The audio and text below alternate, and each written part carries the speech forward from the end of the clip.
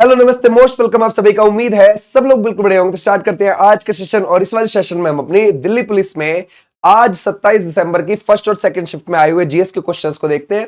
फिर मेरे को बताना आपके आज का लेवल कैसा था। ओके, देखो पहला क्वेश्चन इसमें पूछा गया है कि ये गबन है ना और गोदान ये आपको किसकी रचना लगती हैं। तो हमारा राइट आंसर हो जाएगा मुंशी प्रेमचंद जी हो जाएंगे। गणेश चतुर्थी से एक दिन पहले कौन सा त्योहार मनाया जाता है?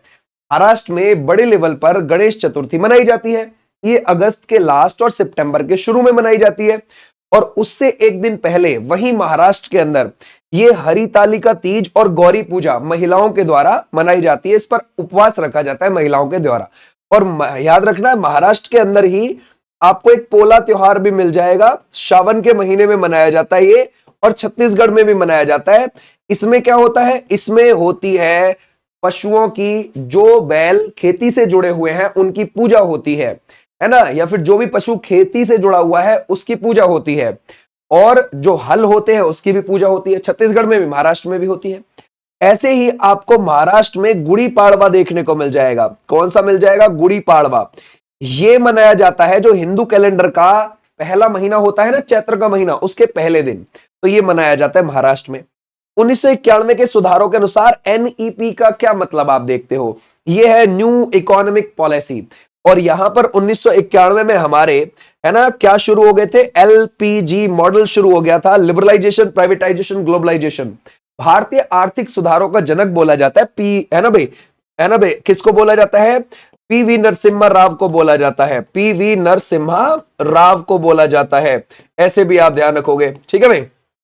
और इनको 2000 पीवी नरसिम्हा राव को 2024 में ही भारत रत्न मिला। शक संवत किसने शुरू किया है? तो ये कनिष्क ने किया था। और जब उसका राज्याभिषेक हुआ था 78 ईस्वी में, तभी शुरू हुआ। तभी से हमारा हिंदू कैलेंडर भी शुरू माना जाता है। ये कुषाण वंश का राजा था। कैसा था? है ना भाई, कुषाण वंश का राजा था। अच्छा, अब बात करें कि भाई कुषाण वंश की नींव भारत में किसने रखी है? कुजुल कडफिशस ने रखी है। कुजुल कडफिशस ने रखी है। और इसके बाद कौन बैठा था? फिर विम कडफिशस बैठा है गद्दी पे। फिर कनिष्क है। कनिष्क के पास केसर और सीजर की उपाधि थी। तो इसकी राजधानी थी एक पेशावर, जिसको पुरुषपुर बोलते थे, पाकिस्तान में है, और एक मथुरा जो यूपी में आपको देखने को मिल जाएगी। इसके दरबार में चरक जैसे है ना चिकित्सक भी रहते थे। और आपको एक अश्वघोष जो बहुत बड़े बौद्ध धर्म के दार्शनिक थे, वो भी इसके दरबार में रहते थे। ठीक है भाई, तो ऐसे भी आप ध्यान रख सकते हैं। चुनाव आयुक्त ये अध्यक्ष कौन है? वो है ज्ञानेश्वर कुमार। और मुख्य चुनाव आयुक्त है ये फरवरी 2025 में ही आए हैं। और एक होता है मुख्य चुनाव आयुक्त और दो होते हैं चुनाव आयुक्त। और दो जो चुनाव आयुक्त हैं, एक का नाम है विवेक जोशी और एक है सुखवीर सिंह संधू। ओके, जो हमारा चुनाव आयोग है वो हमारे संविधान के आर्टिकल 324 से 329 के बीच में है। और संविधान के भाग 15 में आपको मिल जाएगा। 326 में यह बोला गया है कि अगर आपकी उम्र 18 या उससे ज्यादा है तो आपको वोट डालने का कानूनी अधिकार है। कांडला बंदरगाह कहां पर है? ये भारत के गुजरात राज्य के कच्छ जिले में, कच्छ की खाड़ी में आपको ये देखने को मिल जाएगा। कहां पर है? यहां पर आपको देखने को मिल जाएगा। ये ध्यान रखना, ठीक है भाई, कच्छ की खाड़ी की तरफ। कांडला बंदरगाह गुजरात का मुख्य बंदरगाह है। इसको बंटवारे का बंदरगाह भी कहते हैं, क्योंकि कराची बंदरगाह पाकिस्तान में चला गया था और बाकी हमारी तरफ आ गया ये कांडला वाला। अब इसको आजादी के बाद सरदार वल्लभ भाई पटेल जी ने विकसित करवाया था। ये भी आप ध्यान रखोगे। अब अगर हम देखोगे, गुजरात का तो मुख्य है। गुजरात में छोटे बंदरगाह 41, एक है बड़ा बंदरगाह। टोटल 42 बंदरगाह है। सबसे ज्यादा गुजरात के पास है बंदरगाह। हमारे देश में 13 मुख्य बंदरगाह है और 200 छोटे बंदरगाह हैं हमारे देश में।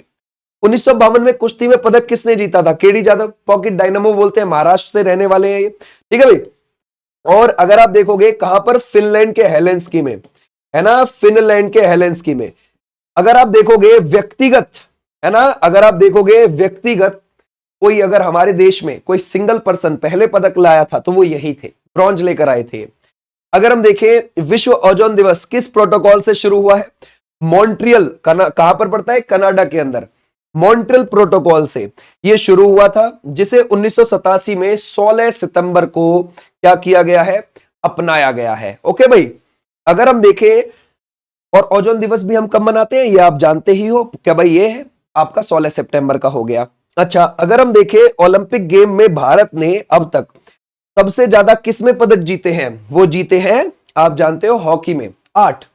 और इसमें 8 तो हमने गोल्ड जीते हैं, 1 हमने सिल्वर और 4 ब्रॉन्ज, और टोटल हमने 13 पदक जीत रखे हैं हॉकी में। ठीक है भाई, ये आप ध्यान रखेंगे।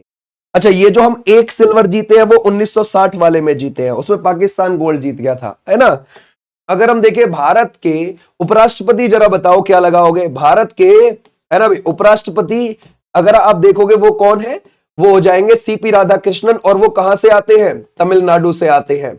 तमिलनाडु से आते हैं और महाराष्ट्र के उपराष्ट्रपति बनने से पहले गवर्नर थे। ठीक है भाई, क्लियर हो जाएगा? अच्छा, ओके। अगर हम देखें हमारा जो उपराष्ट्रपति है उसका वर्णन सबसे पहले आर्टिकल 63 में है कि भारत का एक उपराष्ट्रपति होगा। ये पद कहां से लिया है हमने? यूएसए के संविधान से लिया है। 64 में बोला गया है कि राज्यसभा का सभापति होगा, राज्यसभा का सभापति होगा। 65 में बोला गया है कि जिस समय प्रेसिडेंट गद्दी पर नहीं रहेगा उस समय यह काम करेगा, प्रेसिडेंट की हैसियत से। ओके। और 66 में क्या बोला गया है? इसके निर्वाचन के बारे में, इसके चुनाव के बारे में है। 67A में इसके इस्तीफे के बारे में है। और 69 में इसकी शपथ के बारे में है, शपथ के बारे में। और इसकी सैलरी होती है 4 लाख रुपए। रिटायर के बाद हो जाती है कितनी? 2 लाख रुपए। जब अभी वोटिंग डली थी, आप देखोगे सीपी राधाकृष्णन को कितने 452 वोट मिले थे, और जो अपोजिशन में थे उनको 350 मिले थे।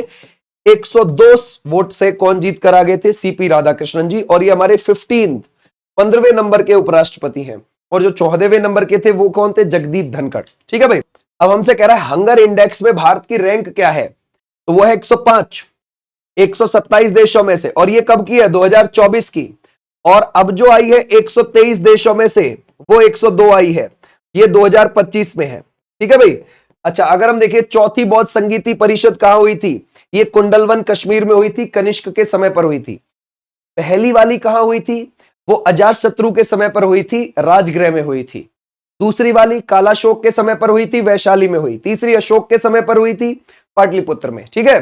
तो प्राचीन काल में हमारी 4 बौद्ध संगीति हुई, और आधुनिक काल में भी 2 हुई हैं, वो दोनों म्यांमार में हुई। ठीक है भाई, ऐसे आप ध्यान रखोगे। अब कहता है कैगा। अब ये देखो, हमने यहां से अब तक जो देखे थे वो देखे थे फर्स्ट शिफ्ट के, अब ये है सेकंड शिफ्ट के। कैगा परमाणु संयंत्र किस राज्य में है? ये आपको देखने को मिल जाएगा कर्नाटक राज्य के उत्तरी कन्नड़ जिले में आपको देखने को मिल जाएगा। अब अगर हम देखें कलपक्कम वाला कहां है जी?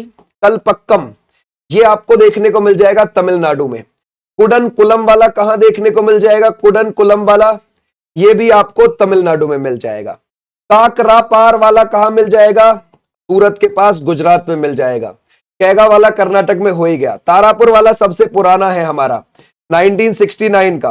रावत भाटा वाला ये हमारा कौन सा हो जाएगा? ये 1973 का है, और ये दूसरे नंबर का पुराना है। ओके। फिर नरोरा वाला आपको देखने को मिल जाएगा यूपी के बुलंदशहर में आपको। करगम नृत्य किस राज्य से संबंधित है? तमिलनाडु से है। ओके भाई, करगम नृत्य। ओके। अगर हम देखें पीसी महालनोबिस मॉडल पर, है ना भाई, पंचवर्षीय योजना संबंधित है, दूसरी वाली है। औद्योगिकरण इसका ध्यान रखोगे उद्देश्य था, 1956 से 1961 के बीच में रही है। टोटल 12 5 ईयर प्लान हमारे रहे हैं, और पहला वाला 1951 से 1956, और आखिरी वाला 2012 से 2017। 1928 में जोसेफ स्टालिन ने यूएसएसआर में इसको शुरू किया था सबसे पहले, तो हमने वहीं से ली है। जातक किस भाषा में लिखी गई है? पाली में लिखी गई है। भाभा परमाणु अनुसंधान केंद्र कहां है? ट्रॉम्बे, मुंबई, महाराष्ट्र में है। ओके भाई, 3 अगस्त 1948 को इसकी स्थापना हो गई। ओके भाई, आ जाओ नेक्स्ट पर। एशिया का डेट्रॉइट किस शहर को माना जाता है? आराम से कर रखे हैं ये तुमने सब। ठीक है भाई, तो हमारा राइट आंसर है चेन्नई। अगर हम देखें, है ना भाई, प्रति व्यक्ति आय क्या है? प्रति व्यक्ति आय इक्वल टू कुल राष्ट्रीय आय बटे कुल जनसंख्या। मणिपुर का राज्यपाल कौन? ये हो जाएंगे अजय कुमार भल्ला हो जाएंगे। अगर हम देखें, और मणिपुर में आपको पता है वहां पर राष्ट्रपति शासन लगा हुआ है, और 13 फरवरी 2025 में लग गया था 11वीं बार। फिर इसको 13 अगस्त, है ना भाई, 2025 में अगले 6 महीने के लिए बढ़ा दिया। अगर हम देखें गौतम बुद्ध का जन्म किस दिन हुआ था? ये बैसाख पूर्णिमा के दिन, जिसको हम बुद्ध पूर्णिमा भी बुलाते हैं, के दिन, लगभग 563 ईसा पूर्व, 0 से इतने वर्ष पहले। और बैसाख पूर्णिमा जिसको हम सागा दावा बोलते हैं, कहां पर बोलते हैं? सिक्किम के अंदर। ठीक है भाई, बैसाख पूर्णिमा को। ये कब आती है? लगभग बुद्ध पूर्णिमा। ये आ जाती है आपकी लगभग मई के समय पर। ठीक है भाई, बैसाख के समय पर। बोलता है 7वीं पंचवर्षीय योजना का उद्देश्य क्या था? 7वीं 1985 से 1990 राजीव गांधी जी के समय पर शुरू हुई थी। 1984 से 1989 के बीच में वही हमारे प्रधानमंत्री थे। इसका उद्देश्य आर्थिक उत्पादकता बढ़ाना, खाद्यान्न उत्पादकता में वृद्धि करना, रोजगार के अवसर पैदा करना, खासकर सामाजिक न्याय के माध्यम से। और इसमें एक बहुत अच्छी योजना चली थी 1989 में, जवाहर रोजगार योजना। बहुत बड़ी योजना थी वो। ठीक है भाई, ध्यान रखोगे, जवाहर रोजगार योजना, समझ गए? जवाहर रोजगार योजना के अंदर बहुत सारी योजनाओं को समाहित कर लिया गया था। यह भी आप ध्यान रख सकते हो।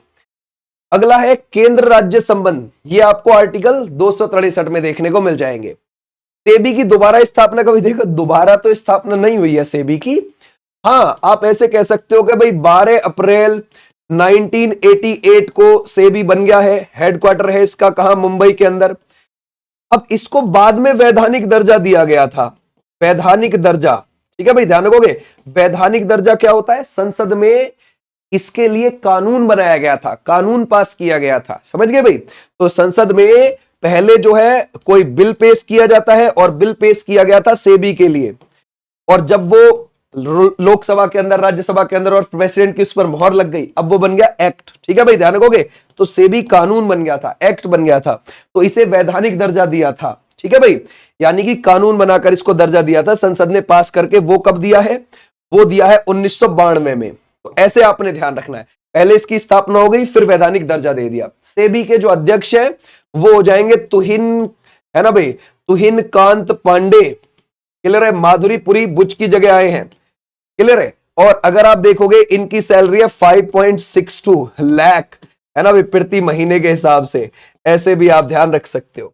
ओके, तो ये थे आपके फर्स्ट एंड सेकंड शिफ्ट के आज के जीएस के क्वेश्चन। और इसकी पीडीएफ आपको ऐप पर मिल जाएगी। आपको विनीश चौधरी के नाम से ही ऐप मिल जाएगा, प्ले स्टोर पर आप डाउनलोड कर लो। और वहां पर टेस्ट सीरीज भी आपकी आएंगी अब, तो आप टेस्ट भी वहां बिंदास लगाना फ्री। ओके, तो थैंक यू सो मच। और इसकी पीडीएफ आप डाउनलोड कर लेना। और यहां पर हमारी डेली बेसिस पर 9 बजे क्लास चल रही है दिल्ली पुलिस की अभी। और दिल्ली पुलिस की टॉपिक वाइज भी वीडियोस मैंने डाल दी हैं, वो भी आप देख लेना। ठीक है, बहुत सारी, चाहे खेल शब्दावली की हो, चाहे ओलंपिक गेम्स की हो, एशियन गेम्स की हो, कॉमनवेल्थ गेम की हो, पीएनएस की हो, वो वीडियोस भी देख लेना। ठीक है भाई, तो थैंक यू सो मच। फिर मिलूंगा, तब तक के लिए टाटा बाय बाय। 9 बजे अब आपकी एसएससी जीडी की क्लास शुरू हो जाएगी 1-2 दिन में। थैंक यू, नमस्ते, बाय।